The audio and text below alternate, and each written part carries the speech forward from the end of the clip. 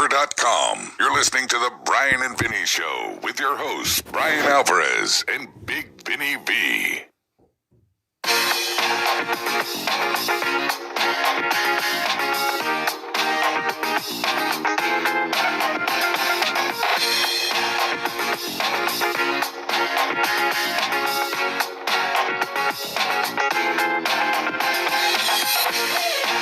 All right, everybody, it's the Brian V Show here. It is April 5, 2020, figure4online.com/wrestlingobserver.com. Yes, we will get into WrestleMania. Yes, we will get into this Firefly Funhouse match after we talk to Granny, who's joining us here as well. Granny, how are you doing tonight?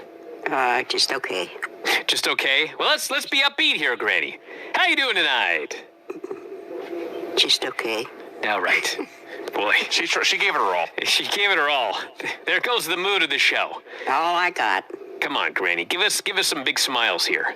Yeah, I'm trying. Well, did you watch WrestleMania? Well, there's a lot of stuff I want to talk about when I get to my report. Oh, I can't wait. Oh, this should be a good one. We're going to get to your report fairly early tonight, Granny. We're going to do a couple of questions here on the Facebook, and then we got to talk about this WrestleMania. Oh, okay. I hope you at least watched The Undertaker's match. No, I didn't. What? It was on Saturday. The whole thing was, I might have not even got it for the whole thing was so messed up. I thought it said over on the side, WrestleMania 2, but, and he This should be even better than I thought. I watched the whole thing yesterday, and I didn't see any Undertaker match. Well, I mean, it was the best thing on the show by leaps and bounds. I don't know how you didn't see it, but we'll get it to you, Granny. Someone will get you the Undertaker match, and then you can review it for the next show. How could I have missed that? I have absolutely, positively no idea. Did it come in toward the? It was the last match on the show. It was the main event.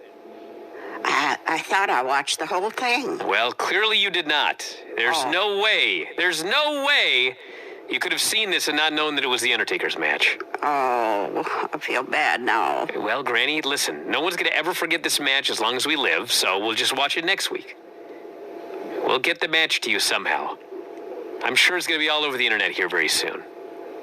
All right, well, Vinny, let's do the Facebook, then we'll get into the regular wrestling. All right, Facebook is just questions this week. And we begin with a question I don't think we've ever had before. No, that's impossible. Ryan Byers wants to know, what is your favorite pickled food other than a cucumber? General thoughts on pickling. Favorite pickled food other than a cucumber? Relish. See, we got an answer. Relish. Yeah. Huh. Okay, I'll take it. There's a sandwich shop by my place. I don't know if it's sweet peppers or pickled peppers, but the peppers they put on their cheese stick are really, really good.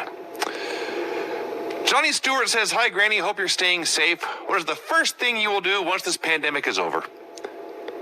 Not a thing else what I'm doing now. Granny, if she's ever leaving the house again. Yeah. I don't go much anywhere, so I'm just doing the same thing I always do. You'll be leaving that house soon enough, Granny. At least getting into the backyard. Well, I was actually thinking of going driving around, and then I thought, well, if my car broke down or something, I'd have to interact with people, and, so there you go. You talked me out of it. Well, I mean, Granny, you could also, not have your car break down. Just like right around the neighborhood.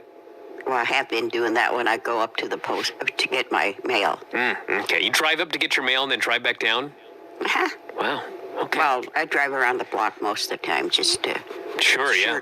Sure is quiet here. Yeah, it sure is quiet. Okay. Christian Wallet wants to know, if you could drink only one thing for the rest of your life, what would it be? ? Exclamation point. Water. Really? Yeah. I don't drink anything else but water. I'd probably choose water as well, but I am fond of, like, Powerade Zero. Like Powerade Zero, Diet Sprite. I hate any of that stuff. All Really? nothing Diet but sodas. sugar. Either I have changed or diet sodas have come a long way since I was a kid. Because when I was a kid, Diet Coke was essentially battery acid. And now I actually prefer it to regular Coke, which has way too much sugar. Well, that's because you became diabetic and you cut out all the sugar, and so your body isn't used to that much sugar anymore. I guess so. It's like I love dark chocolate. I have these dark chocolate squares. Amen. It's yes. like 90. It's literally over 90%. That's very dark. It's very, very dark. Yes. It's all I eat. But then, every now and then, I'll have a bite of, an actual milk chocolate sugar. And it's like, oh, my God, it's enough to kill a person. I thought we were talking about drinking, not eating. Well, many drinks, Granny, are full of sugar. So we went off on a tangent. Yeah, well, I don't do anything but water. Sometimes 7-Up, and that's if my stomach gets upset. Yes, carbonated beverage. More questions about The Undertaker and drinks. And then Adam Verona wants to know, Granny, did you have any heroes or people you looked up to as a wee child? Maybe just the president. When she was a wee child. Yeah. Yeah, Lincoln. President Grant. Roosevelt. Yeah, Teddy or Franklin? Franklin. Okay. Keep going. Yeah, sure. I was going to say something, but... Dave Powell wants to know, who would you rather be stuck in isolation with, Brian, Vinny, or The Undertaker? That's pretty obvious, Brian. Obviously. Really? Yeah, of course. I just think The Undertaker seems to be very quiet. Well, yeah, I mean, she likes Undertaker matches. Doesn't mean she wants to be in solitude with him. Yeah, that's right. I like him as a wrestler. She ain't going to give Undertaker guilt trips. No, I'm sure that's true. Jamal Allen wants to know, does Granny wear dentures? Not telling. All right, then I won't ask the follow-up. Nobody's business. Fair enough. Mr. Williams, Granny, what is the best option between cake, cookies, donuts, brownies, and ice cream? Cake. Cake. My wife's cookies. Your wife's cookies are actually extremely good. Yeah. You know what I noticed? Don't tell her this, Vinny. But I noticed this about your wife's cookies. They're like the best cookies in the world for about 2 days. But after about 2 days, they just start to crumble apart. You ever notice that? You know what? She would actually passionately agree with you. Yeah. She yes. I mean, the crumbled pieces of cookie are still good, but it's like I've never seen a cookie that was like, it went from 0 to 60 or 60 to 0 so rapidly. She disintegrate. Very much agrees, and she believes her cookies should be eaten right away. Yes. Well, I mean, she brings over 50 cookies. I mean, I can't eat them all right away. You're not trying hard enough. Gregor Swanson wants to know, Granny, what games did you used to play as a kid, and did you do well at school? Yes, I did well in school. In my 8 years, I skipped two grades. And I caught up with my brother Hold on a second. Man. Hold on a second. Wait. Okay. My understanding, Granny, is that you only went to 8th grade. Right. But you skipped 2 grades? I guess so. So you only went to 6 grades? No.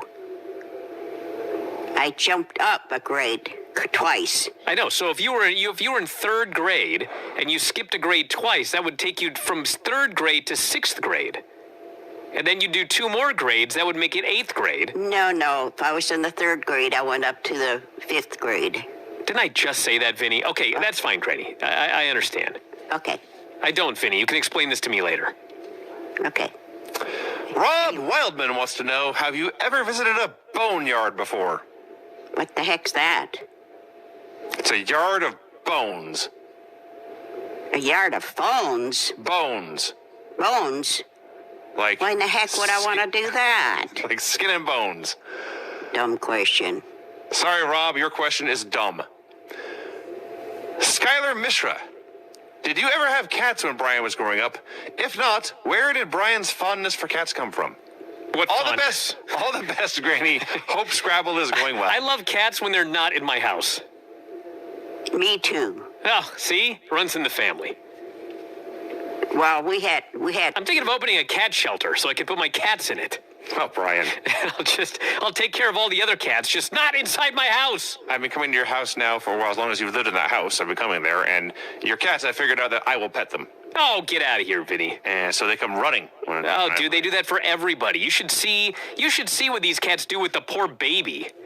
Like, they're just rubbing all up against this baby and... Oh, no, affection. The Hanalei does nothing at this age except put stuff in her mouth. Sure. So she's stuffing the cat's tail in her mouth. Yeah. She's trying to eat the cat's face. Yes. No, this is not good, Vinny. This is not good. No. You can't eat your animals. Do you understand me? She's okay. The cat thinks it's just being loved. Oh, when it cries out in pain because a baby's eating its tail? Not that part. Exactly. Does she have teeth yet? No, but she can still bite. Ryan Fraser says, "How are you doing? Not been listening to very much at moment." Read that again. And what have you been doing? He hasn't been paying attention. Oh, what have I been doing? My usual. Place All right. trouble. Clean house. Sure. Putter around, give Brian guilt trips, the usual. All the best. Same Hey. old. Same old. Hayden Fallick asks, "Granny, do you have an inspirational message for your gang right now?" Oh, inspiration. Oh, Be the wee granny on Twitter. keep calm and don't listen to the news. Well, I mean...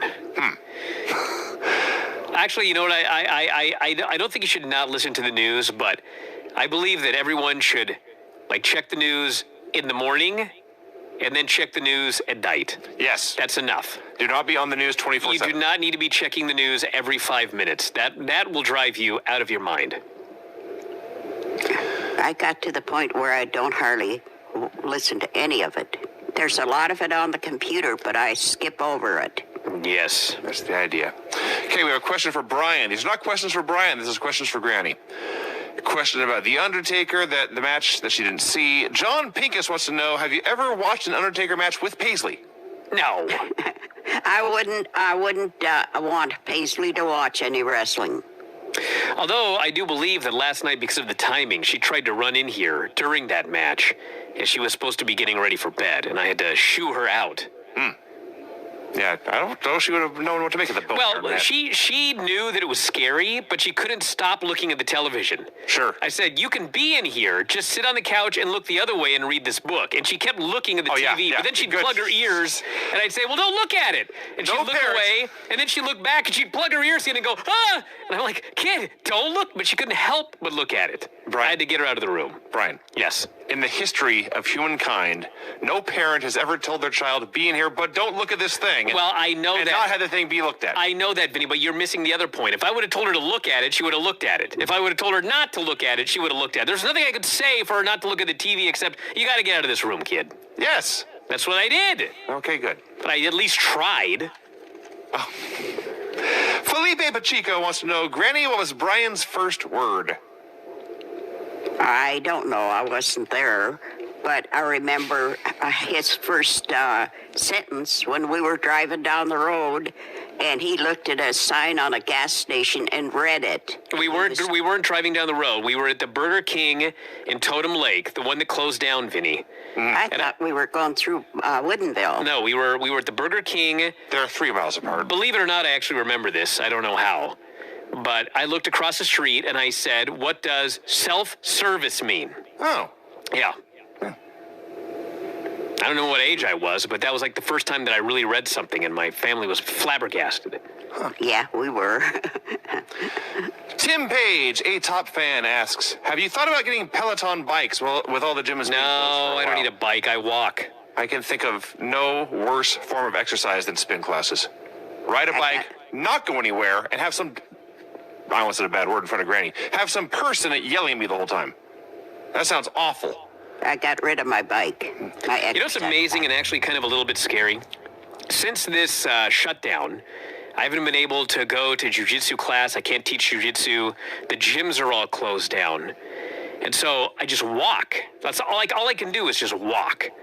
And I've been walking, so like my heart rate doesn't even get above like 125. I've just been walking for like 45 minutes to an hour a day. I got on the fucking scale today. I was 136 pounds. Tiny little man. I have not been 136 pounds since I was probably 19. Yeah. I'm down 10 pounds Yes. from before this started, just walking. Yeah. Not even fast. So anyway, I've been eating like a crazy person, too. Hopefully I don't have a tapeworm or something crazy. Buzz Newman wants to know, Granny, what was your best Wendy's experience? Oh my gosh, I don't have any idea. When they got her order right. All right, let's do this wrestling report, Granny. I want to hear what you watched. I watched and they had this thing where they had all the Undertaker's entrances. That's actually a great idea. Okay. Was that on last night or what? I don't remember seeing that on last night. That might have been like Undertaker's 10 greatest entrances or something on the network. Yeah. I thought that was part of WrestleMania. Well, I mean, they were part of 10 WrestleManias, probably. So I wrote a whole bunch of dumb dates down. April 8th, 218. April 3rd, 205. These are all WrestleManias. Oh, shoot. And I'm not. Well, which was the best one? Well, it only showed his entrance, but I didn't pay too much attention to I it. see. So there was not one entrance that stuck out more than another? Not really. Okay. What do you rate that show? Was that a show? What did you think of the 10 greatest entrances? Maybe a 5 because there was no wrestling? 5, yeah. Okay, yeah. Okay. Lots of Undertaker, but no wrestling. Okay. Okay, now, am I right that there was a Alexa and Nikki? Yes, this was the opener on WrestleMania. Okay, and Asuka, and who was the one with Asuka? Kairi Sane. Okay, well, anyway, see if I can read this. Because I didn't recopy it. Always the best. Oh, shoot. We're off to a fine start. Just do your best, Granny. Face punches, face kick out of the ring. Ow! Wow. Nikki jumps out of the ring on Asuka. Near fall. Kick back Nikki. Neck outside ring. That's put on the ropes. Sure. Two against one on Nikki, beating her badly. Clothesline on Asuka's partner. Elbow on the neck, both down. Bodies everywhere. Nikki and You should have seen the Undertaker match. Nikki and Alexis win. I like that match because I wanted those girls to win that one. Excellent. So I gave that an 8. Wow, holy smokes. It was awfully good. And then there was, this one was Corbin plus This was not an Elias. 8. I can't believe you missed the Undertaker match when you saw Baron Corbin and the Drifter. Elias. Yes, Elias. Granny corrected me for once. Elias beats up on Corbin, knees on the chest, kick out, top rope drop out of ring. Corbin comes back. I say, come on, Elias, get him. Both down, punch on Corbin, almost got Corbin. Elias wins. I like that so much, give it a 9. I beg your pardon. Excuse me, Elias and Corbin got a 9? Yeah, because I wanted Corbin to get beat. Well, if that's what you wanted, then that's definitely a 9. Hey, it's your rating, Granny. It is your ratings. Okay. Then there was Becky Lynch plus Baszler. Start punching back and forth. They sure did. Outside ring. Baszler in control. Hits Bailey, or hits Becky on announcer table. Back in the ring. Top rope. Drop kick. Baszler takes over. A drop on the apron on Baszler. Another drop on the apron for Baszler. Arm bar on Becky. Becky against side of announcer table. Becky wins. I gave that a 7 because I wanted Becky to win that one. Well, she won. She did. Okay. Then the next day it started out with a ladder match with a whole bunch of people, and Morrison won that one to regain his title. He retained the title, yes. Yeah. Okay, then there was Rollins versus Owens. Missed punch, outside ring. Head punches, Rollins into barricade. Ref counting. Dropped Owens on the apron. One more time. Ref counting again. Rollins confident. Twisting head. But super kick on Rollins and top turnbuckle. Side kicks on Rollins. And he got disqualified because he went and got something illegal. He bonked him with a chair. Was it the chair? I thought he had... Oh, the ring bell. The ring bell. I'm sorry. The bell. Yeah, Sorry. it wasn't... That's twice now Granny's corrected me. I gave that a 6. I think that's all I got. Well, you gave up too early, Granny. So Rollins and Owens was, I believe, 3 points worse than Corbin and Elias. Well, to be fair, Vinny, when they did the original finish with the bell, it was, in fact, 3 full worse than the Corbin-Elias match. But they restarted the match, and Grady didn't see the rest of it. Okay, all right, that makes sense. Who's Undertaker wrestling? AJ Styles. Oh, okay. Yes. Well, I didn't watch all of it today. It's because I needed a nap before the show. Because Sure. How I wish I had taken a nap during the show. I almost took a nap during I would the have show. so much better off taking a nap. Yes. so if I go back on later, then I think the wrestlers in the ring did take a nap. Yeah. You know, it's really not too bad. That turned out to be a pretty good WrestleMania, really. Night 1 was great. I liked night 1 better than night 2. I will Yes. just say that. I will too, because night 2, they did so much interviewing and junk, you know. There was a lot of junk. Lots of junk, yeah. Just a lot of junk, so I just put it down below and listened to it while I was doing something else on the computer. Well, there you go, Granny. We'll try and get you that Undertaker match so you can review it. If you can find the Undertaker match, Granny, if we can get it to you, maybe we'll have you come on for a little bit on Tuesday and just review that match before we do our normal show. Okay, but when you send me something, I can't get on there because they keep wanting me to sign in. And when I try to sign in, I don't have the right password. Which I can't figure out how that happens because you obviously are signed in because you watched the first night of WrestleMania. I am signed in. When I go into the regular one, I can get in it. But when you send me something... I see. Okay. When you send me something to go into... I got it. Then it does that I too. got it. Maybe it'll be somewhere that we can get it to you. The private link or something. Well, I can probably find it. All right. Undertaker, AJ Styles, Boneyard. That's what you need to know. Just a minute. Maybe if I just put it on Google, I can get it. Well, I'll send you I'll tell you what to search for. Sound good? Just a minute. Undertaker and Styles. Yes. Boneyard. Can't believe we're doing this on the air. I bet you I could do that on Google and get it. Okay, see if you can find it, and if you can watch it, then we'll review it with you on Tuesday. How's that sound? Okay, just let me know what time. All right, sounds like a plan. Well, thanks as always, Granny. Okay. We'll come see you this week when it's sunny. Okay, that'll be nice. That was a nice day. It actually was a horrible day when we came over, but it'll be a nice day later this week. Especially with little girls with no sweaters on. Oh, get out of here, Granny. Oh, there's my guilt trip for the... I knew it was coming. You can listen to the joy in her voice. Yes. That was the best part of her whole Sunday. Yes. That's why she does this show. I was going to say, for those who ask why we have Granny on. And of humiliating me every single week. 2 corrections and a guilt trip. What could be a better day? Well, it hasn't been a fun week anyway. I know, Granny. All right, we're going to do the rest of this show, and it'll be up later tonight. There might be a little profanity, but I'll try and keep it to a minute. Oh, there shall be profanity. Yeah, we'll do our best. Why? Well, there was some really dumb shit on the show, Granny, to be quite frank.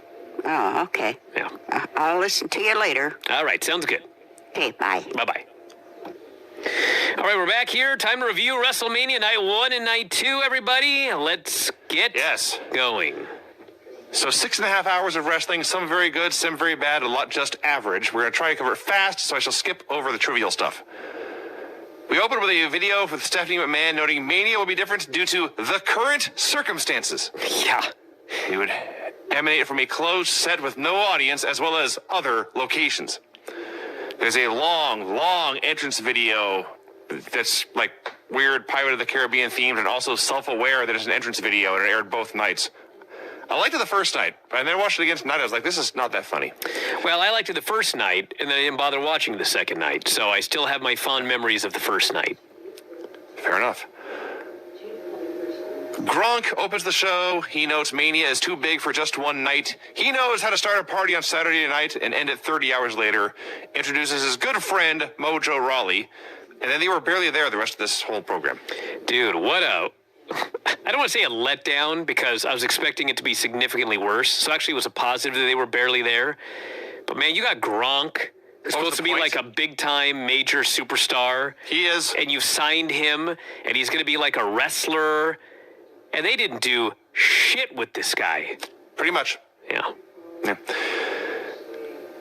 Alexa Bliss and Nikki Cross versus the Kabuki Warriors for the women's tag team titles. So, I don't know how many people listening to this, well, a lot of them have watched a lot of Japanese wrestling, but Japanese crowds, at least they used to be very different. In New Japan now, it's not so much this way, but for a long, long time, Japanese crowds would be very, very quiet. And that didn't mean they were bored. It meant they were intently watching the match, and they would pop for the big moves or the near falls or whatever. So, Kairi Sane and Asuka have spent years and years wrestling in front of very quiet crowds. Thus, they are experienced and know how to generate their own noise and frankly their own heat. So this is important in the year 2020 with the environment we're all in. Everyone in wrestling, everyone at all levels needs to watch the Kabuki Warriors because they make enough noise between the two of them that it doesn't sound like an empty arena match. They're just constantly making noise. And it's not phony dialogue, and it helps that it's in Japanese. Maybe if I spoke Japanese, I would not like this as much as I did. But it's a lot of shrieking and shouting and crying out and grunting and laughing. They're just constantly making noise, which is important because somebody in this room has to. Match itself was good.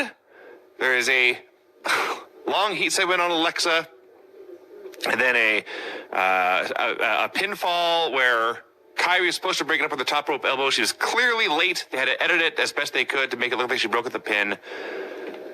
And then eventually Nikki's isolated for a long, long time to the point where I was asking where the hell Alexa is. And suddenly Nikki hits a spinning neck breaker, tags Alexa in. Alexa hits a twisted bliss to win the tag belts. As a wrestling match, I thought this was the best thing on night one. And I say that, by the way. What? I like this match a lot. And, I watched this actually last because I started late. So this is the first, when I turned it on, there's like right at the finish of this. So I went back and watched it later. I thought this was a very good wrestling match. I believe that you are the male equivalent, I guess, of Granny giving Elias and Corbin a 9. All right. I don't think I've heard one other single person on the planet name this the best match on the show. This was fine. I thought it went way too long. They kept kicking out of moves. The wrestling wasn't that good. And then we had new tag champs, which, I mean, you don't watch SmackDown, but if you watch SmackDown, it's like the only thing I ever see these two do is talk show segments. Kabuki Warriors are the best team on the roster by far. I guess they just wanted happy endings or whatever, so they put the baby faces over, but man, this is a big step down for the belts. I thought the match was okay and nothing more. Charlie interviews Sami Zayn, Cesaro, and Shinsuke Nakamura, which is really just Sami. Says, nobody thought they beat Strowman, but he's the IC champ here at Mania. They always have a plan. He's walking in as champ and walking out as champ. King Corbin versus Elias. So this match, puts these fucking matches together? Well, it's funny you should ask that, because that's the point I was going to make. This match began with one man hitting his opponent with a guitar. It ended 20 minutes later with a schoolboy and holding the tights. Yes. And the bigger issue is that the guy who got... The babyface comes out with a guitar. He beats the hell out of the heel. He pretty much leaves him for dead. The referee rings the bell. And the heel, who had been attacked from behind and beaten senseless with an object, he just fucking starts beating up the babyface. He beats him up. Beats him up. Yes. Like, you could not be a worse hero. And, I mean, to his credit, at least Elias won at the end. But, I mean, he won by holding the tights. Mm-hmm. They're teasing this match must continue. It fucking went 8 minutes. It felt like, easily 30 minutes. There's no way that only went 8 minutes. It was 8 minutes. And so, yeah. It sucked. One thing that does not work in empty arenas is doing a bunch of near falls and then lying around. And I know there's a bunch of those later in other matches with the bigger stars where maybe they're used to doing a double down spot so the crowd can chant, "This is awesome," because WWE crowds chant, "This is awesome," all the time. But it's stupid with a crowd, and without a crowd, it's just death. So, Well, dude, if you're going to have two guys fall off a ladder and fall from a great height and crash and burn on the ground, fine, they could both lay around and sell for a second. yes. When you have two guys that lay around after a series of cradles, Sure, yeah. what? They just look fat and out of Get shape. better cardio. Yes, yes. Do some walking. It's called Walk with Elias, right? Yes. Yes. Shayna Baszler versus Becky Lynch. So again, I thought this was way better than the opener. this was also very, very good. In part because this felt like a real fight. And they got in there and they just wailed on each other. This was violence. They had a fight. Shayna kept using the Stormbreakers, basically did one into an armbar, turned it into her own disarmor. The story is, basically, it was pretty even for the first half of the match. The second half was all Shayna. She could never hit the Stormbreaker, but she did get the Karafuda clutch, and Becky was fighting for her life. And Becky did they did the Bret Hart Steve Austin finish, where Becky rolled up backwards, cradled Shayna while still in the Karafuda clutch, and got the pinfall. So it kind of felt like a UFC fight where somebody's winning all the scorecards and they gets knocked out at the end, which I guess at least Shayna's a heel that happened to her. But it was a very fun match. It was very stiff. They beat the hell out of each other, and they booked it again to build to a rematch because WrestleMania doesn't end things anymore. I thought this match was very good in the ring. When you have an empty arena and you hit each other really hard, it's better. Yes. Don't hit each other. I mean, you can hit each other really hard if you want to, but I mean, Hit hard in safe places. if there's 80,000 people there, like only the people in the first three rows are going to hear you hitting each other really hard. So it's Yes. kind of a waste of time. Sure. And you're hitting each other really hard. If there's nobody in the building and there's no ambiance and it's just dead silence, then if you waffle each other, hit each other hard in safe places, then in fact it makes for a better match. And that's what they did. Thought the grappling was very good. I would have had Shayna win. I have no idea why you beat her, except this is typical WWE booking. Dude, if you go on my Twitter timeline, I called every elimination in that women's elimination match. You did, yes. Because it's so easy. They do the same thing in all of their matches. You could just watch and see it. This was the same thing they do in every program. You put the babyface over clean. Then you try to make people care about a rematch. If you're a Kool-Aid drinker, if WWE can do no wrong, then you're like, hey, cool, I can't wait to see Shayna face Becky again.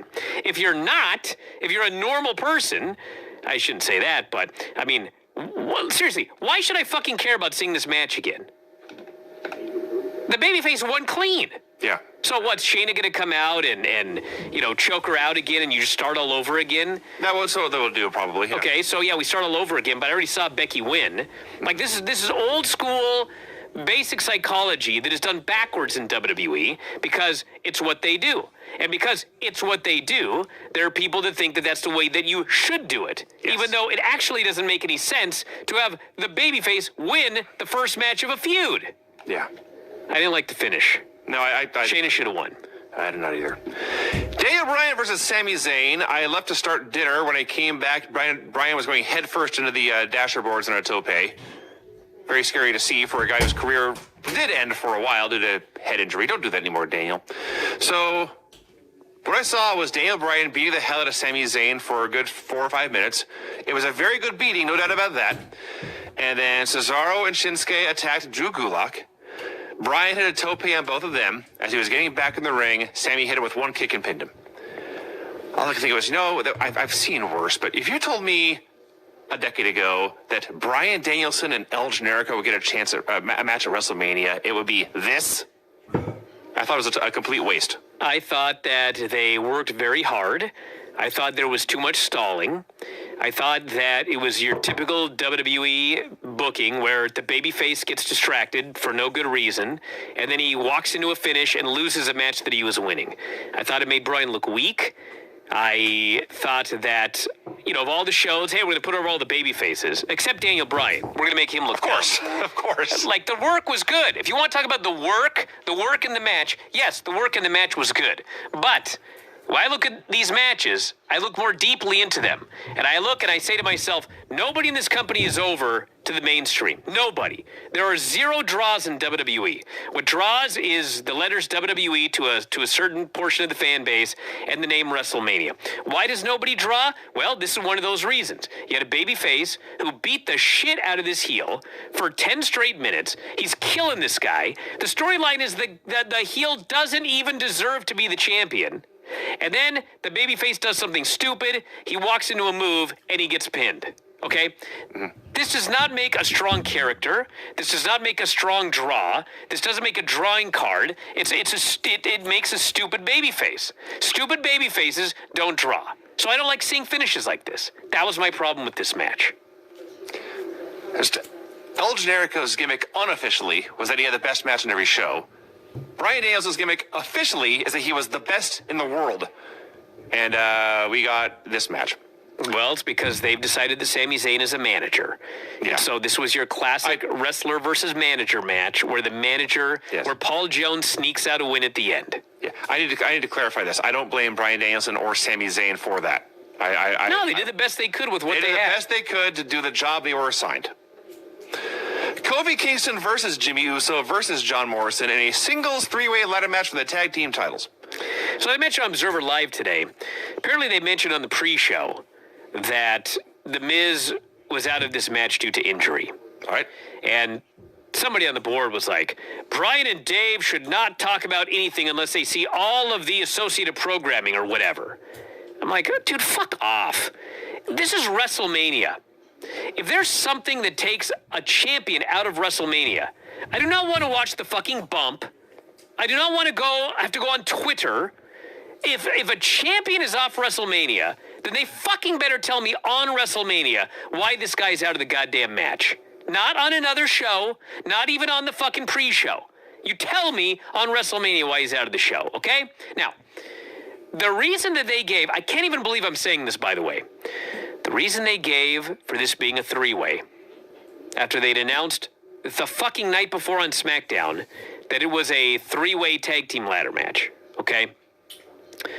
The explanation was that Miz got hurt in a brawl on Friday, and so they made it the singles wrestlers in a 3-way for the tag belts, okay? That's what they said. Now, I realize that 24 hours is a long time, especially when you're 74 years old and you took a lot of chair shots and did a lot of crazy shit in your life, okay?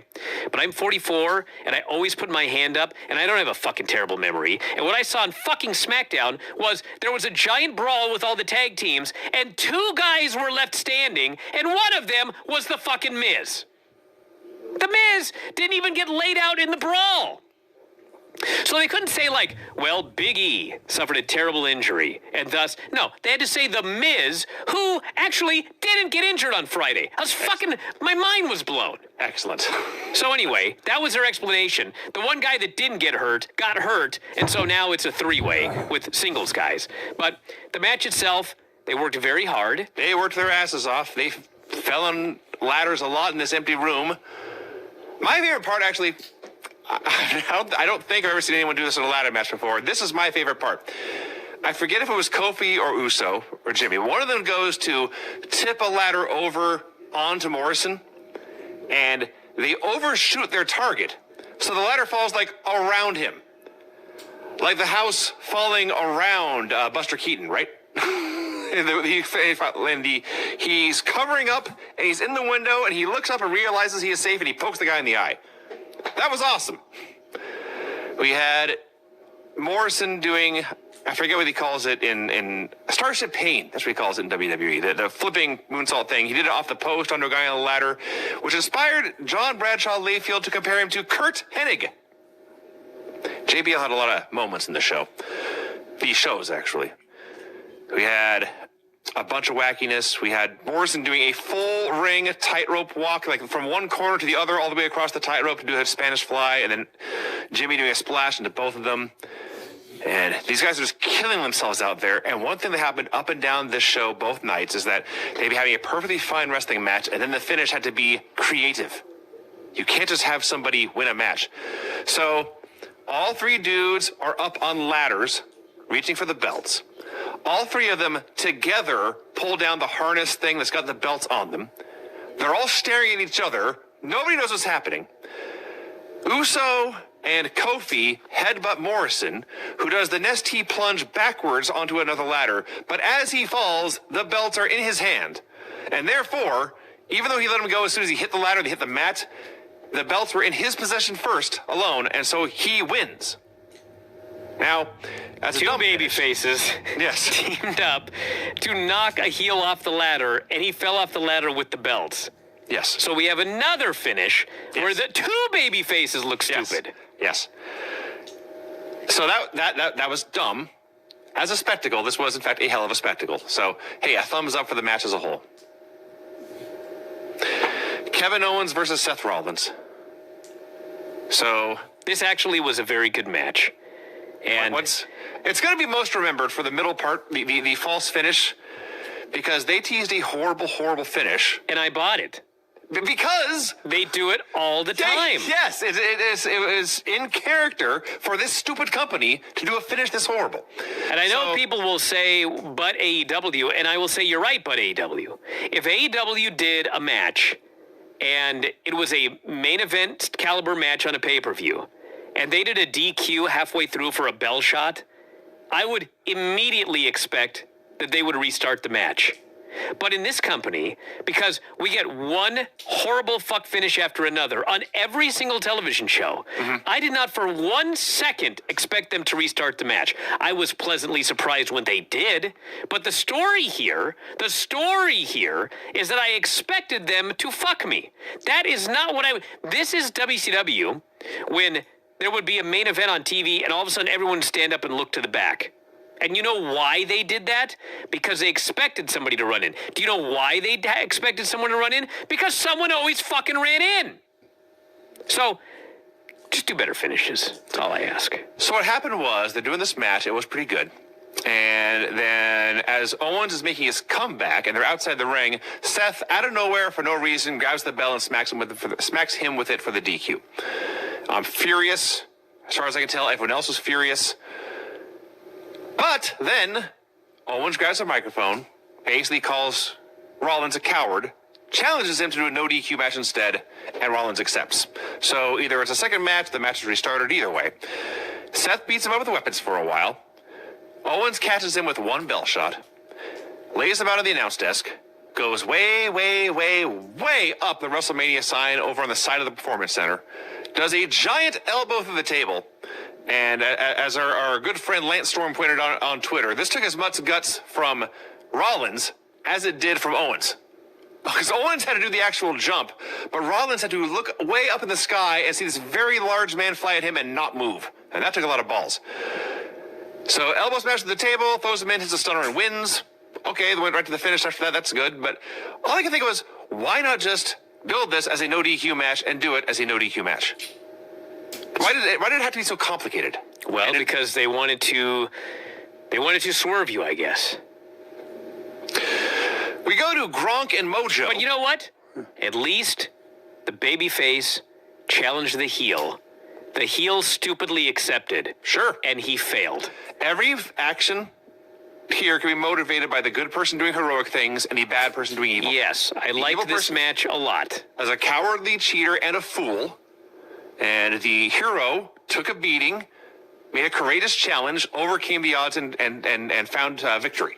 That's all a solid point. I would have preferred if they would have put a crash pad under that goddamn table so nobody would have killed themselves. That also occurred to me. But things happen.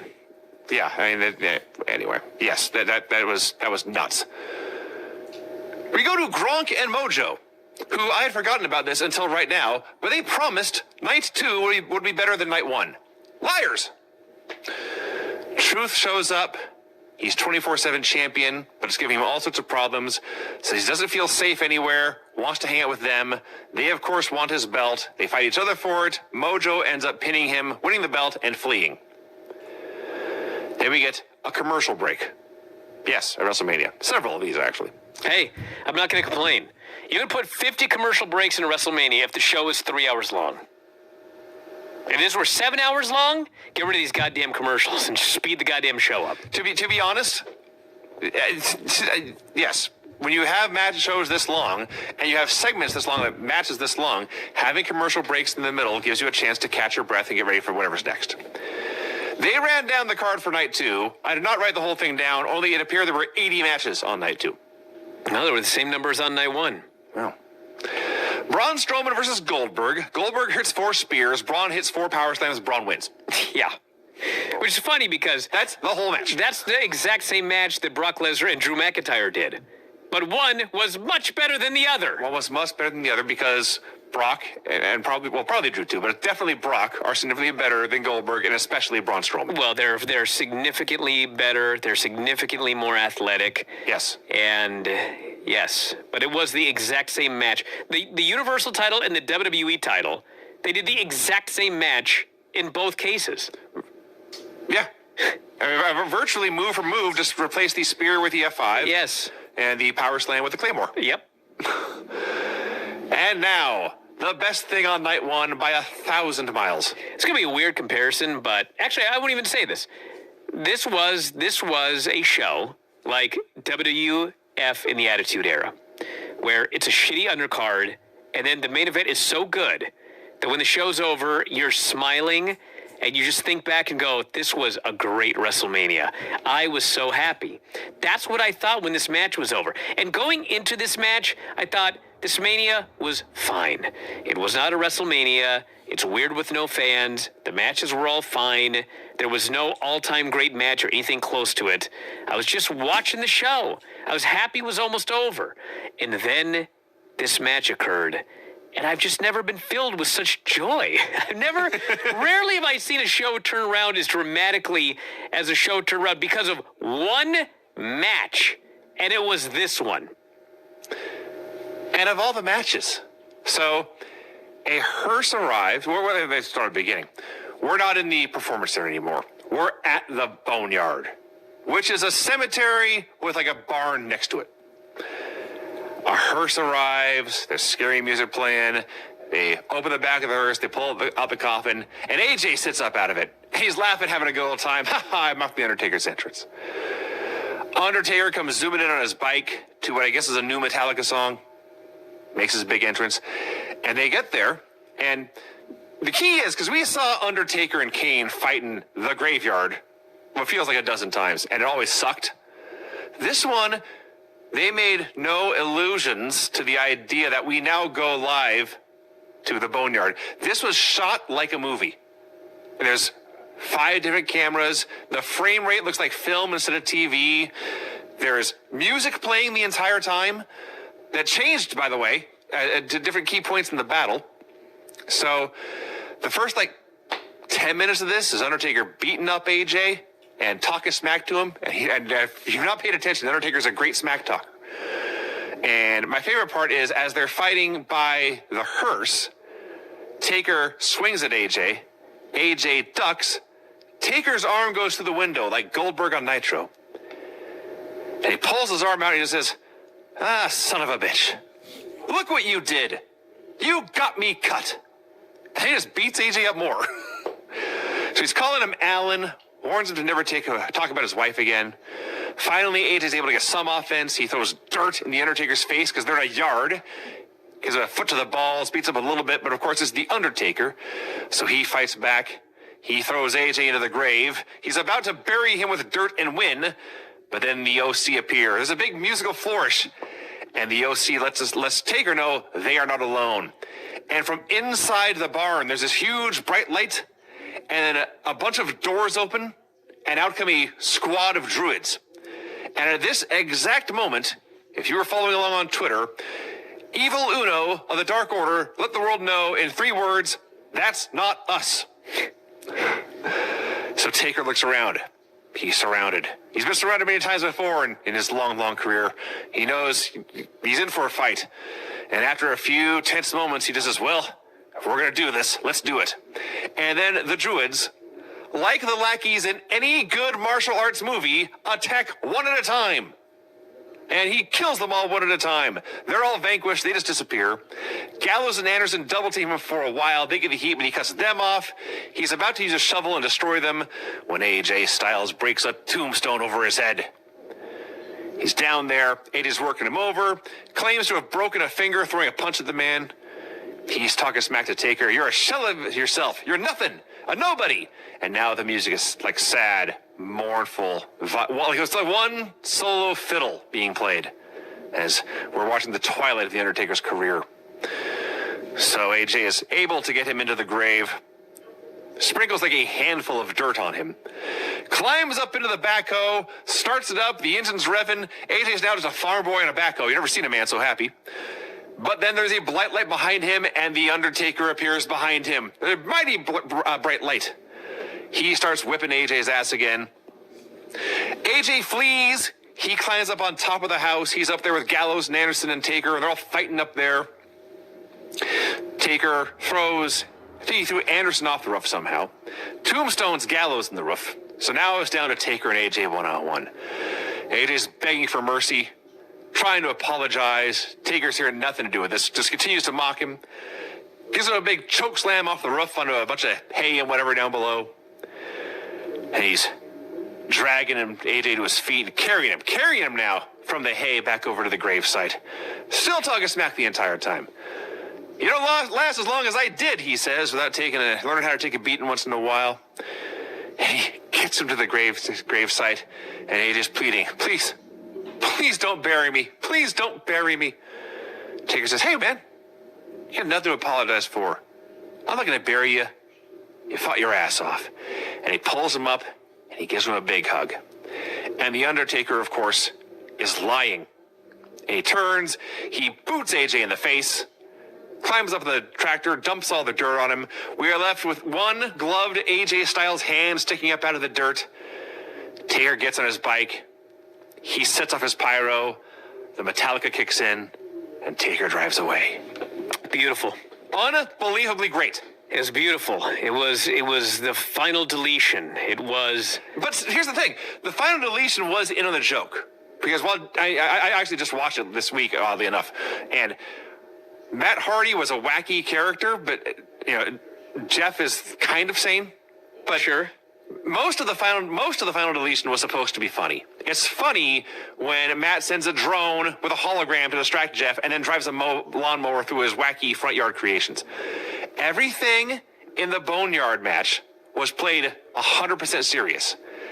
And it shouldn't have worked this way. Thinking about it, it should have come off as hokey and silly. And instead, it was somehow just awesome. I don't really know how, but I loved it. So, first off, we're gonna do this, and then we're gonna talk about the Firefly Funhouse match. Which was different. We're just gonna just jumble them all together. Okay. So listen. Okay, this one, Triple H, Shawn Michaels, Jeremy Borash, basically the NXT crew was in charge of putting this one together.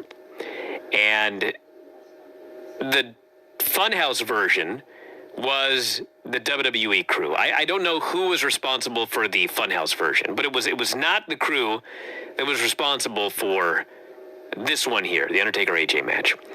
Now, the thing I loved about this, there was so many things that I loved, but the biggest difference between this and the Funhouse match was I could watch this and very easily suspend my disbelief.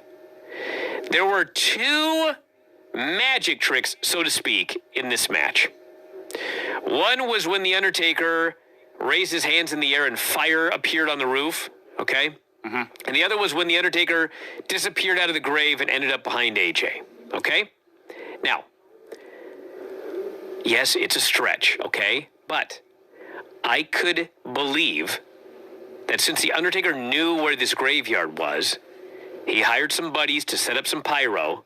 Sure. And he said, when I raise my hands, you blow that stuff up, okay? Yeah, it's a little bit of a stretch, but, I mean, it's possible, right? Sure. Suspending disbelief is about, is it possible that this happened, okay? That's why people believe in Bigfoot, okay? Is it likely there's a fucking 9-foot ape running around the United States that hasn't been discovered in 2020? No. Is it possible? Well, I mean, the fucking mountain gorilla, which is a giant fucking primate, wasn't discovered until the 1800s. So, I mean, it's possible. It may be improbable, okay, but it's possible. Is it possible that even though The Undertaker is old and can't run, somehow in between the time that AJ gloated and got onto that tractor, Taker was able to scramble out and climb onto the tractor behind him? Yes, it's possible. It might be improbable, but it's possible. There was nothing in this match where you couldn't say it's possible, okay?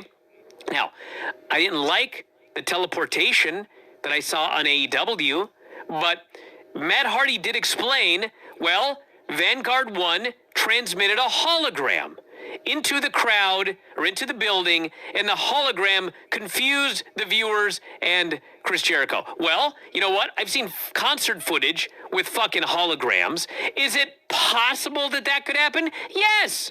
Okay, so I can believe it. Well, now let's talk about this Firefly Funhouse. Okay, we'll jump ahead. Well, let me begin here, because I'm on a roll, okay? Because I didn't even write everything down, so you can recap it here in a second. But I hear a lot of people really like this. I'm not surprised. If you like this, I'm happy for you. I'm sure that there was a portion of fans who thought it was great because there was nostalgia. We got John Cena dressed up as Thugonomics John Cena. And quite frankly, they played basic Thugonomics, so I gave it an extra half star because of that. You got to see John Cena dressed up as the NWO. You got callbacks to WCW and the SmackDown Fist and the debut of John Cena. Nostalgia is very powerful for people, okay? But at the end of the day, and I do not want to hear one person argue this. If you argue this, you're dead to me, okay? Do not argue that this was not supposed to be a match. It was supposed to be a match. It was billed as a wrestling match. John Cena called it a wrestling match. This was sold to me as a wrestling match. I was supposed to believe that John Cena and Bray Wyatt are going to fight. Just like Undertaker and AJ Styles fought in this boneyard, okay? So in this fucking Funhouse match, like, John Cena suddenly dressed as John Cena from 2003. Okay, so how did that happen?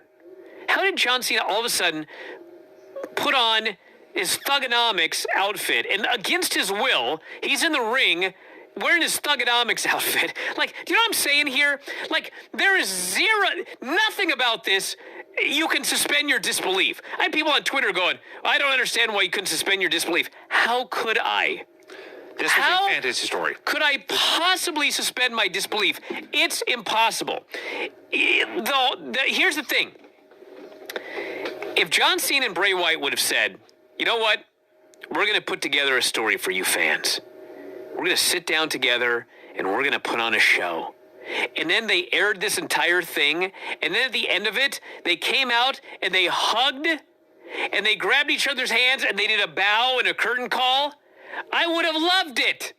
I would have loved it if you would have told me these two guys worked together to tell you a wacky story that called back to points in both of their careers, and apparently in parts of their career that never existed, like John Cena on Nitro as part of the NWO. If that was a story that they sat down together and they filmed this and they edited it together and they gave us this crazy story, fine, it's fucking great. But they told me that it's a match. And somehow in this fucking match, all of this completely impossible stuff happened. No, I couldn't take it seriously. No, I could not suspend my disbelief. And at the end, I watched it 2 times, and both times when it was over, I thought, what in the fuck was that? So that is what I thought of the Firefly Funhouse. It was not the Boneyard match. And no, I did not enjoy it as a match. As a piece of performance art, it was fucking profoundly creative. There were all sorts of cool things in it. But tell me that it's a performance and they work together to put it together. Otherwise, it's a load of horse shit. That's my review. Well, that's WrestleMania Night 1 and a teaser for WrestleMania Night 2. Which we'll begin with now at the beginning of WrestleMania Night 2. I didn't say this when we started, but it's WWE WrestleMania 36, April 4th and April 5th. Here we are on April 5th for part 2. We open with Rhea Ripley versus Charlotte Flair. So I know everyone always gets new gear for Mania, but Rhea Ripley is this angry rock chick who comes out with like torn black jeans and her punk haircut and a woman screaming at the top of her lungs, "This is my brutality." And she comes out in like pristine blue and white and gold. It was very wacky. That's the, I don't even know if it's a nitpick, it's just a comment, but this match was awesome. They had a hell of a match. Rhea's as big as Charlotte and matching her move for move, but eventually she goes for a big boot, and Charlotte dodges and snaps her leg of the ropes and takes over. Lots of vocalizing here. They must have watched that Kabuki Warriors match. A lot of back and forth. Then Rhea makes her big comeback, but again, she's on the apron. Charlotte just kicks her one time with the knee. Rhea falls off, and she got the heat back again. Every time Charlotte was in trouble, she just went back to the knee. Very simple, easy story. So she knocks her off the apron. She goes up and teases her moonsault to the floor, but Rhea cuts her off, and I thought, well, they've set that up, they'll pay it off in a few minutes. And in fact, they did not. They did not do every predictable WWE match ever. They teased a moonsault. It didn't work, so she didn't try it again. It just never happened. I guess it happened inside the ring if you want to count that. But Rhea got her submission hold. I believe it's still called the Mayor's Wrath, as far as I know. Charlotte escaped that. Charlotte kept going for the figure four, but couldn't get it. Got a Boston Crab at one point, though. And eventually, they're both on the top rope. Rhea gets thrown off, takes the big face first bump. Charlotte is a big moonsault. She eats the feet to the face when she does the moonsault, but still hits a spear anyway. And kind of a classic New Japan style no-selling contest. And eventually Charlotte finally gets the figure four, and they fight in that for a little bit. And Charlotte cranks it up all the way to the figure eight with the back bridge. Rhea can take no more. Rhea taps out. Charlotte is your new NXT Women's Champion. I thought that was a hell of a wrestling match. This was the best match on the show. And I'd have to go back. I mean, obviously the final, almost called the final deletion again. Boneyard match was, billion stars. Just didn't get that. But this match was great. These women worked their asses off. I thought they both did a great job. It was for sure the best match on this night. Yep. And, my only complaint is that they beat Rhea Ripley. And I know that the obvious reason for this is they want Charlotte Flair on NXT to try to pop a rating. But, to me, Charlotte Flair can go to NXT without winning the title, right? She did before. Rhea Ripley could beat her. Charlotte's furious. She's going down to NXT, and she's going to start a quest to beat her. You don't need Charlotte as champion for her to be on NXT television. Just fucking put her there. It's fake. But they decided that in order to justify her being on NXT TV, she's got to win the title. And so she beat Rhea Ripley. I thought it sucked. But at the same time, I figured that Rhea's probably going to beat Charlotte to win the title back. And that'll be fine. I don't know. She just won the title. They went all the way with Rhea. It was the right thing to do. I don't know why they had to beat her. But they did. Aleister Black versus Bobby Lashley. So we talked at some point this week. I think it was Wednesday Night Wars, but I mentioned that sports-based wrestling matches work much better than theater-based wrestling matches in an empty arena. And our buddy Tom says something very similar on Twitter when this started. MMA fights in an empty arena are much better than storytelling or whatever. And Bobby Lashley is an MMA fighter. I don't know how much fighting Aleister Black did, but he obviously has trained a lot of kickboxing. They had a fight, and for the most part, I was really enjoying it. It started off hot. Lashley just did this enormous belly-to-belly suplex on the floor. Just threw a mile up in the air, and he came down flat. I'm sure it sucked, but at least he came down flat in his back. It did slow down a bit in the middle, but then picked up again, and just as things were going good, Lashley's working him over. I think he was going for a power slam, but whatever. Lana jumps up at the apron and says, no, put him down. I want a spear. And Bobby says, okay. And he puts Aleister down. He goes for a spear. He runs right into Black Mass, and he gets pinned. Now, at least the heel looks dumb. The heel looked dumb. And the babyface is smart. That's a plus. But can't we just have two guys fight and one of them wins? Does something wacky have to happen every single time? Well, yes, Vinny. Something wacky has to happen every single time. And obviously the reason they did the finish is, they spent all that time getting Lashley and Lana married, and now they don't know what to do with them. And so now we just have to do the long storyline of them breaking up and getting divorced. Swell. So That's just swell. That was clearly the point of the finish right here. I thought the match was fine, but that was it. It was short. we had Kayla interviewing Sasha and Bailey. And I wrote Charlie, and I only know it was Kayla because they called her Kayla a few times, which is funny because Charlie is in the next segment, and I wouldn't know that was Charlie if they hadn't used her name. I still can't tell them apart. So Sasha and Bailey are friends, but they're also competing against each other in a 5-way elimination match tonight. And Bailey says, everyone is trying to drive a wedge between the two of them. We are united. We are best friends. Nothing will stand between us. And she leaves, but Kaylee brings Sasha back and says, you have never been SmackDown Women's Champion. How bad do you want it? And Sasha says, we'll just have to watch and see. We have the recap of Mojo pitting Truth last night, and then Charlie interviews Gronk, who says, yes, I did win 3 world championships, but that's in the past. I laughed. He wants the 24/7 title now. So, we've been watching these shows. It's a weird environment. Everyone's doing the best they can, but if you can't watch these 2 shows back to back and not realize how bad Michael Cole sucks at his job, I'm watching Tom Phillips. I think he was working with Byron Saxton. They were fine. There's not one point on the show where I got angry, on either of these shows, where I got angry with either of them. And then we go to Michael Cole, who says, well, I'd like to revisit what had become a true life Beauty and the Beast, Mandy and Otis. Yeah. Yes, so we get the Otis, Dolph Ziggler, Mandy, Sonya video package. I still don't know what the fuck's going on. Whoever... the video package was awesome. The video package is awesome. I'm still baffled by what's going on. And I know tomorrow Tom's going to explain all this, but we got a fucking... we got Dr. Claw. Okay. A so fucking hidden camera. There's somebody filming people surreptitiously backstage. Yes. It's GTV in 2020. Well, we just learned that. I mean, that hasn't been a storyline until Friday. Okay. Well, that's what I was going to ask, because I saw some of this stuff on Twitter, and I was under the assumption that, like, Sonya had filmed herself or something. But no, there's a mystery. There's a guy. There's a spy out there. Yeah. Okay. It's ridiculous. There's tons of... But I can believe it's possible. It's entirely possible. It is ridiculous, but it's possible. Stranger things have happened. There's a ton of Hans Zimmer knockoff music, and it makes the whole thing very clear. Otis loves Sonya. Sonya thinks Otis is kind of cute, wants to give him a chance. Mandy and Sonya don't... Oh, excuse me, Mandy and Dolph don't want this to happen. No, Sonya and Dolph don't want this to happen. God damn it. Regardless, there's a whole big conspiracy thing going on, and it leads to Otis versus Dolph Ziggler. And by the way, is he just Otis now?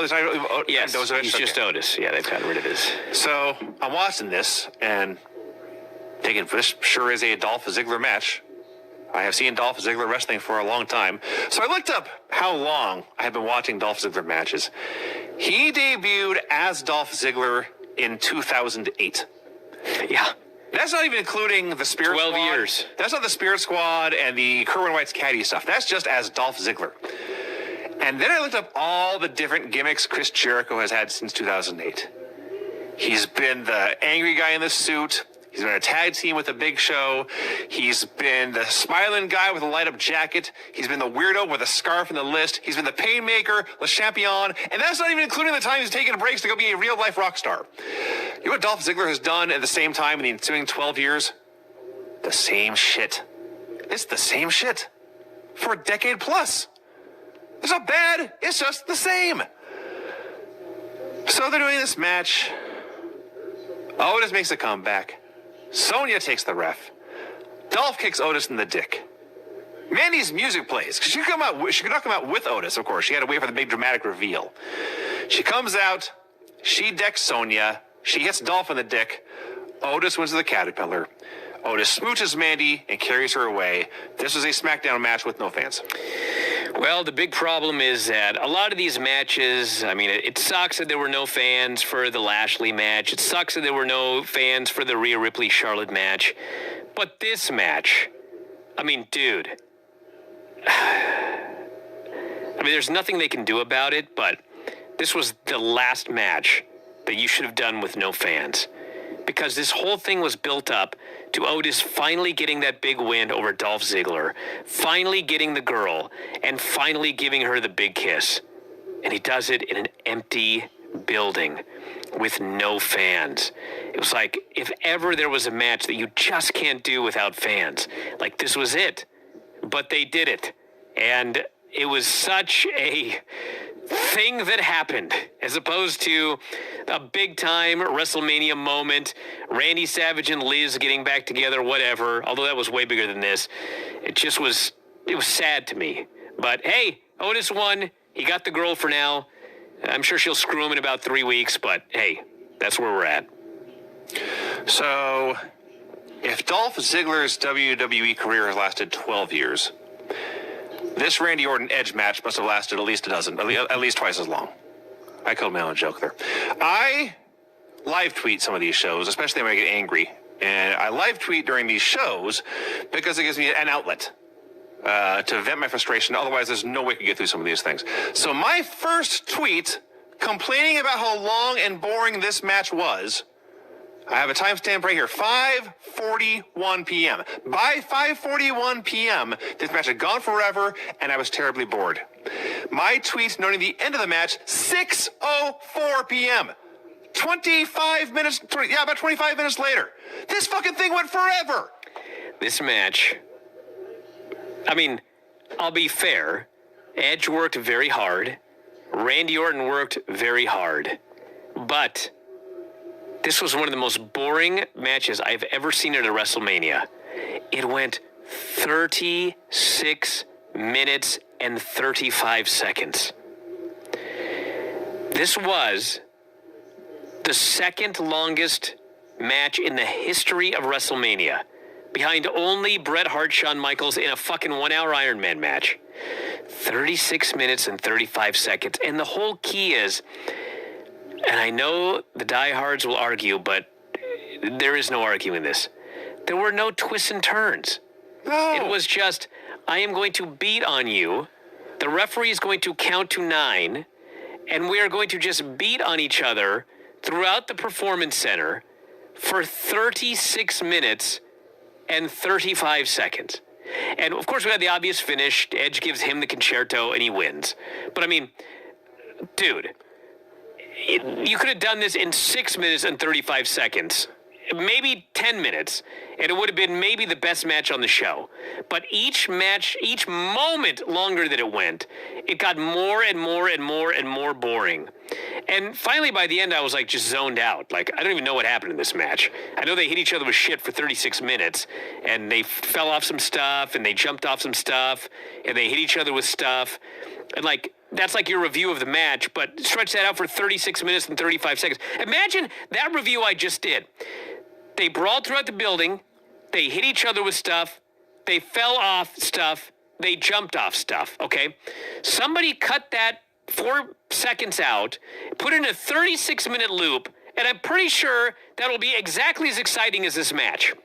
I contemplated, as I was preparing to do the show, maybe at this point in the show, I should simply get up and leave, have the camera shoot my wall for 30 minutes. It would be no worse than this match. I tried to think of people who have had better matches at WrestleMania. For example, Lawrence Taylor, Floyd Mayweather, all the McMahons, Snooki. So I watched this whole goddamn thing. I took a lot of notes about it simply because I had to keep myself awake to type. And in the end, I went back and I rewrote them. I summarized it. Here is my official review of this match. Randy Orton versus Edge, last man standing. Nothing happens for 40 minutes and Edge wins with the concerto. That's it. That's all you need to know. Well, I mean, something happened, but other than that, accurate. Yeah, Edge won with the concerto. That was what happened. Now, that was the only thing that happened. I spittle all over my screen now. So, oh God, part of it, I just watched Johnny Gargano and Tommaso Ciampa have a brawl in this exact same building, in this exact same room. Yes. That was 1,000 times better. 1,000 times better than this. Well, because they only brawled for 6 10 minutes, yes. And they went significantly faster. That all These happened. guys had to stretch it out for 36 minutes. That all happened. So, I fucking hated this. This is... I don't have enough bad things to say about this match. I regret watching it. It was the worst part of my day. Thumbs down.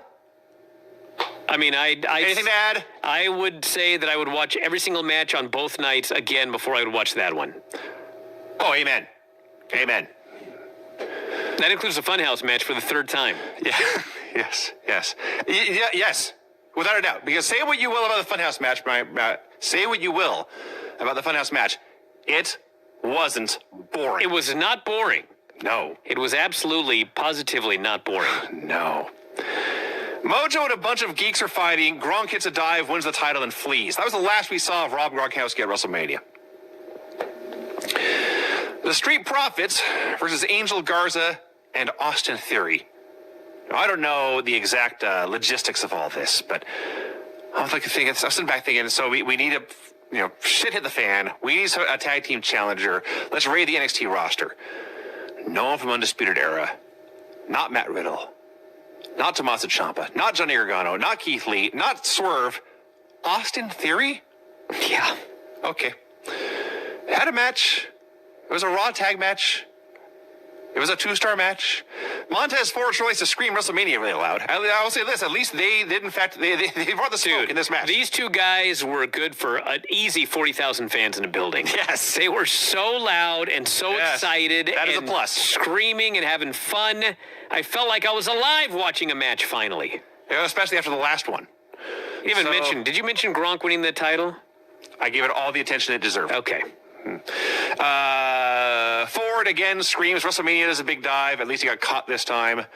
And the finish came so out of nowhere. I missed it. Thank God they had a replay. But Austin Theory had a TKO on Dawkins. Montez Ford does a frog splash onto Austin Theory as he's making a cover. Dawkins rolls over, gets the pin. It was fine. You said this was a Raw match. I would say that would be being generous. Okay. It was not 2 stars. It was a Raw match. So afterwards, the heels attack the champions. This is all done to set up Bianca Belair running out to attack Zelina Vega so they can do an obvious 6-person program if they want to. And it took them until like the very, very end to point out, oh, by the way, Bianca is Montez Ford's wife. I was unofficially told that this is Bianca's call up to the main roster. So great. I believe that she will be on Raw. Yes. She deserves to be there. She's wonderful. The women's 5-way, Sasha Banks versus Lacey Evans versus Naomi versus Tamina versus Bayley. Every WWE elimination match you ever saw. There were people mad at me on Twitter going, I see you got spoilers. Oh, thanks for giving away spoilers. I'm like, I got no fucking spoilers. It's patently obvious the way they do their matches. Who's getting eliminated next every single fucking time? No one picked up that you only did spoilers with finger quotes for this one match? Yeah. My favorite part of this match is that at one point, 3 of the women stop and look at each other. And then Michael Cole tells us, look, it's a reunion of Team Bad. I had absolutely no idea what he was talking about. Team Bad. I have no idea. Deliberately, I did not write down which 3 women it was. So I'm going to try to remember who was on Team Bad at the top of my head. I do remember Naomi, pretty sure. I think Tamina was one. And apparently the third was Sasha? I guess. This was a faction? Apparently. Huh. I believe Sasha, Tamina, Naomi, and Michael Cole are the only 4 people in the universe who remember Team Bad. So, as you noted, this was a WWE... I vaguely remember the name, but I don't remember anything about it. Every WWE elimination match ever. One person runs wild for a bit, everyone else gangs up on them and pins them. Repeat 4 times.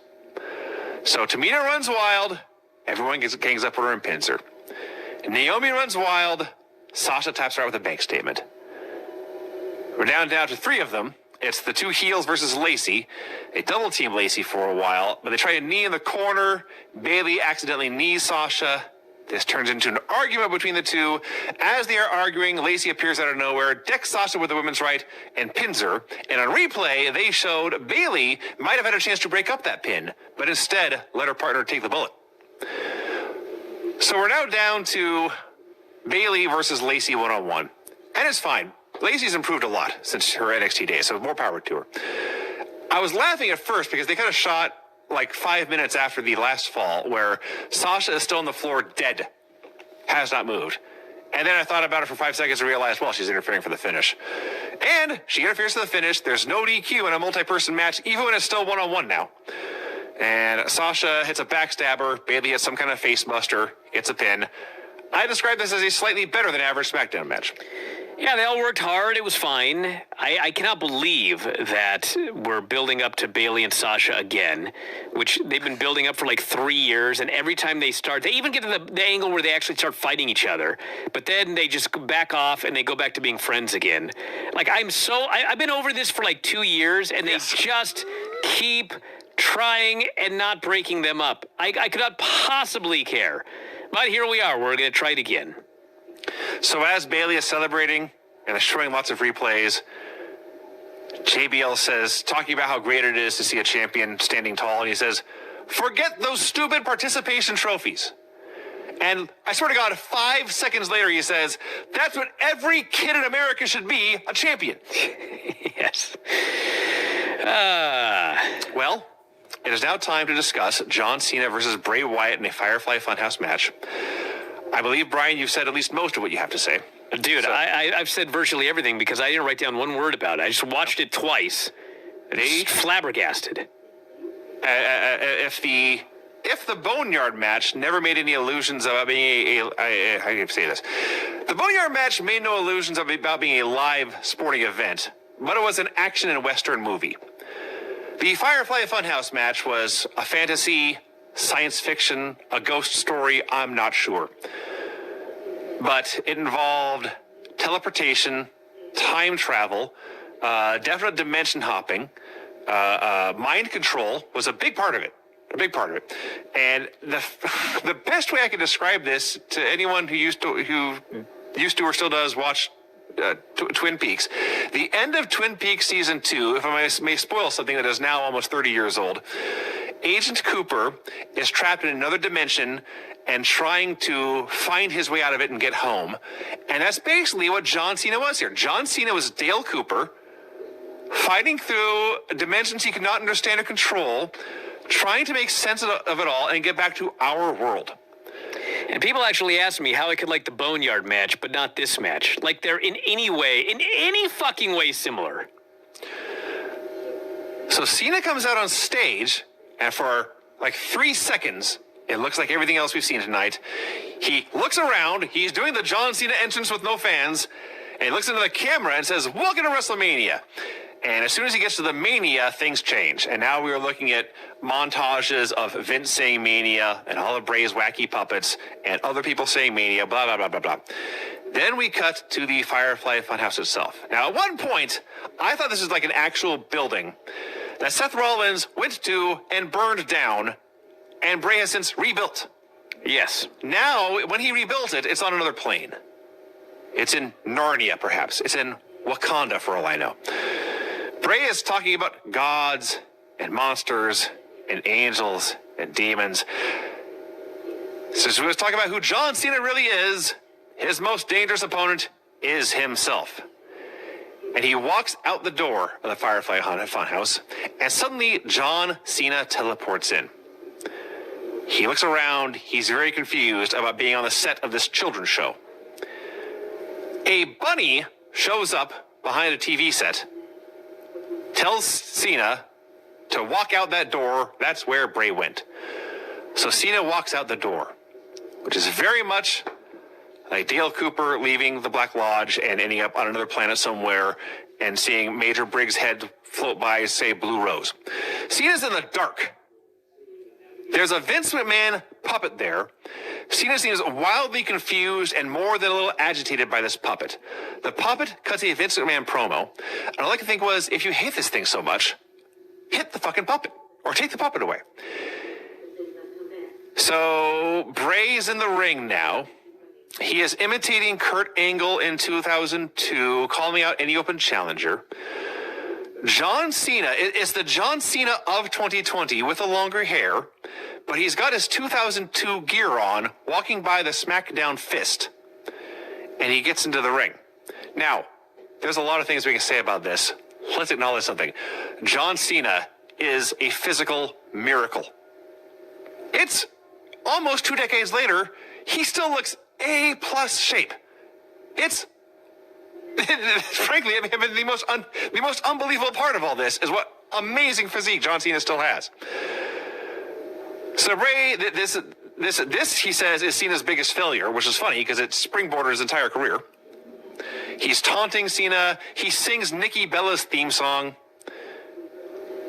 They do a big gimmick where all John Cena can do is shout ruthless aggression and swing one wild overhand shot, and Bray ducks it with ease and taunts him every time, because Cena is not in full control of his faculties in Bray Wyatt's world.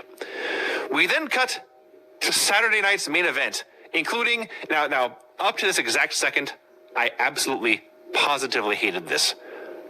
And then Animotion kicked in. They actually paid for Obsession by Animotion.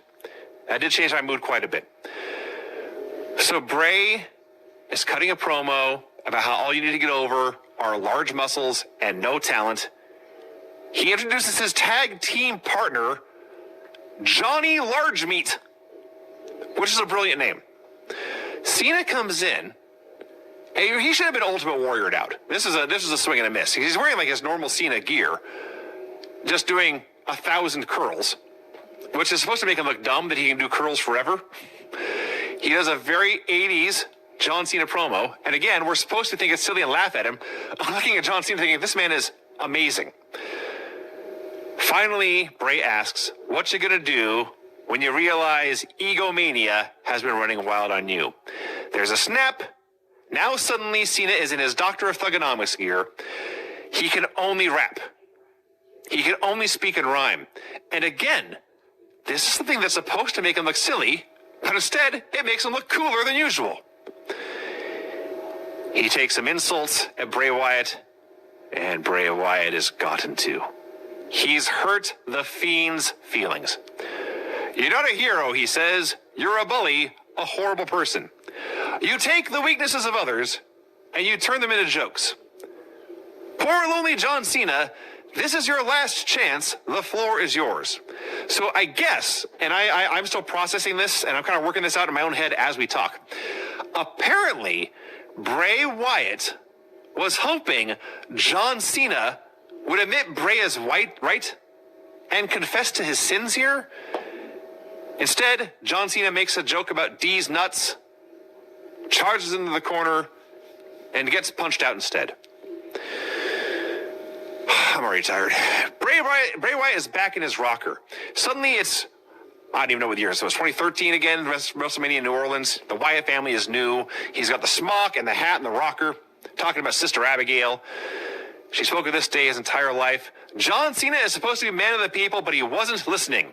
And they cut back to Mania in New Orleans. It's Cena and Bray in the ring. The crowd's singing along with Bray's song. He's got the whole world in his hands. They wanted me. They needed me. It was my grandest failure. It's time to rewrite my story. Run. And as he says this, we teleport back to the ring where Bray Wyatt is now charging and attacking John Cena. So I guess this is the point where the match actually begins. 6 years ago, he said, you made the wrong choice, cowboy. Fix it. And he hands Cena a chair and offers himself up as sacrifice. And they go back to Mania in New Orleans when John Cena had a chair and Wyatt wanted Cena to hit him because Wyatt wanted Cena to turn heel and Cena refused. This time, John swings this chair, but Bray vanishes. Suddenly, it's Nitro.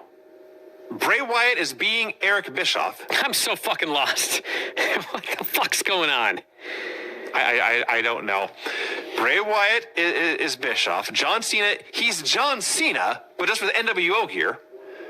And he gets in the ring, and suddenly now he is in control because now he can start fighting. He starts beating up Bray as they edited in clips of 15 years worth of Cena sucks chants. And suddenly, Cena's in the ring in his own normal gear, beating up a pig. And the Fiend is behind him. Sure. The Fiend chokes Cena out, replays Cena's promo about being overhyped and overrated and being time to move on. He puts him in a mandible claw on the mat. Bray Wyatt appears and counts 3. Cena disappears. Fade to black. Yeah. Well, in the time that it took for you to recap that match, I put up a poll on Twitter. Firefly Funhouse match. Loved it, hated it. We've already got 1,500 votes. And right now, 79% loved it, 20% hated it. I was going to say something about how there was no middle ground. I realized it's impossible to have middle ground. You cannot have neutral feelings about this. Well, there were a lot of people here that said, I can't figure out whether I loved it or hated it. There were several of those in the comments here. Can't figure out is different. And frankly, I will put myself in the can't figure out, but I'm going to reflect on this over the next couple of days. And I think I'm going to either love it or hate it. There are parts of this that were really creative and self-referential and emotions that were believable. And some of the resentment that was believable. And there was some of it that was just incredibly stupid. And as a video package the two men worked very hard on, it was great. Yeah. As a wrestling match, it was fucking dumb. That's my review. yeah. So that was that.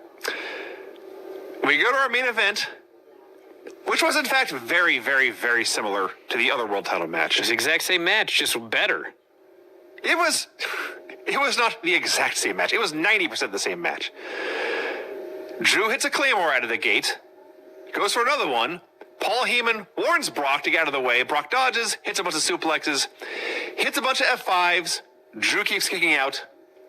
Heyman cheers Brock on. He's really good. Hit him again. Keep on doing it all night long. Brock is mad at first about Drew kicking out. Then he starts to giggle. All right, you want to do this? He picks him up. Drew escapes, hits 3 Claymores, and wins.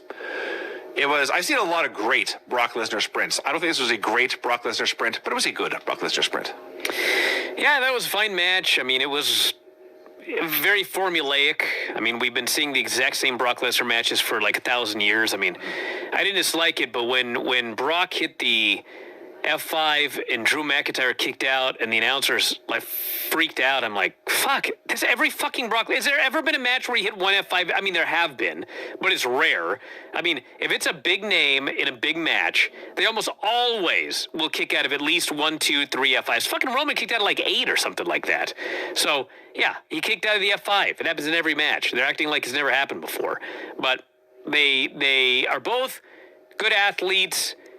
It was a fun little sprint for what it was. It wasn't the best Lesnar match I ever saw. It wasn't the best match on the show, but it was fine for what it was.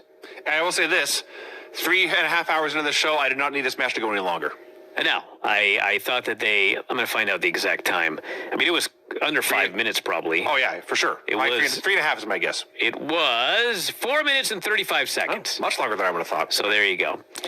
And that's it, everybody. We are totally out of time, so we're going to wrap it up for